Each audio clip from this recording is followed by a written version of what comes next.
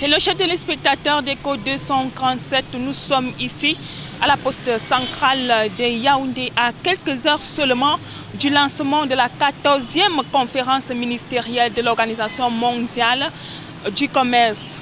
L'excitation est palpable, mais les bouchons commencent déjà à se faire ressentir. Les routes environnantes sont en proie à une circulation dense, rendant les déplacements compliqués pour les riverains et les visiteurs. Pour faire face à cette situation, la délégation régionale de la Sûreté nationale a mis en place des voies de contournement pour fluidité le trafic. Ces mesures visent à garantir que tout se déroulera certainement sans accroc.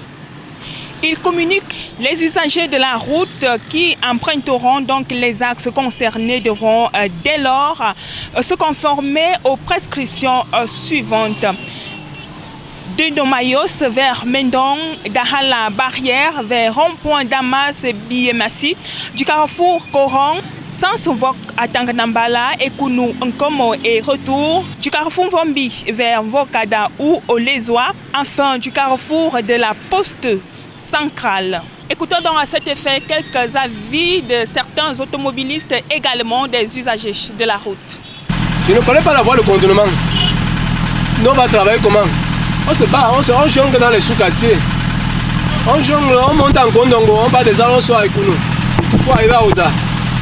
Parce que déjà même comme ça, on a réussi à bien joindre les deux. Quand on commence encore à contourner, c'est plus grave. Non, c'est pas assez, il n'y a pas assez de communication. Et nous sommes juste au courant qu'il y aura une réunion dans la capitale, mais on n'est pas au courant de toutes les dispositions liées aux voies de contournement. On sait seulement que ça va nous rendre la vie dure, ce qui est sûr. On va devoir marcher à pied, on va devoir faire du sport, comme d'habitude, car les routes même il n'y en a pas, et les petites routes qui sont disponibles seront bloquées.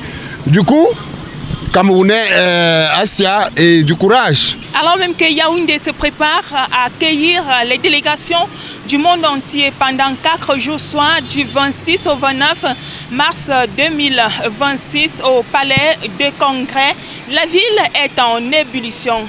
Restez connectés sur les programmes d'Eco 237 pour suivre la continuité de ce programme. Au micro, Aline Christelle Ateba, journaliste et reporter d'images depuis Yaoundé.